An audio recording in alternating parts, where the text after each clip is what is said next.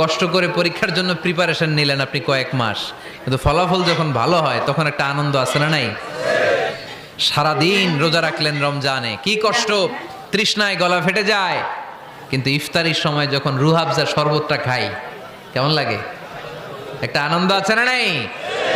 এজন্য আল্লাহ বললেন فإن مع العسر يسرا إن مع العسر يسرا ও নবী, কষ্টের দিন মক্কায় অল্প কিছু দিন, মদিনাতে আনন্দের দিন অপেক্ষা করছে। আমাদের জীবনে যদি দুঃখ কষ্ট আসে আমরা ধৈর্য ধরবো, তাওয়াক্কুল করবো একজনের উপর, তিনি কে? কারণ আমরা বিশ্বাস করি কষ্টের দিন এটা চিরকালের জন্য নয়, সামনে আনন্দের দিন আমাদের জন্য সেট করে রেখেছে কে? তাহলে আমরা সূরাতুল ইনশিরাহ থেকে 3টা নেয়ামতের বর্ণনা শুনলাম, বিশ্বনবীকে কি সান্ত্বনা দেয়া হলো সেটা শুনলাম। এবার 2টা গাইডলাইন শুনে তাফসীর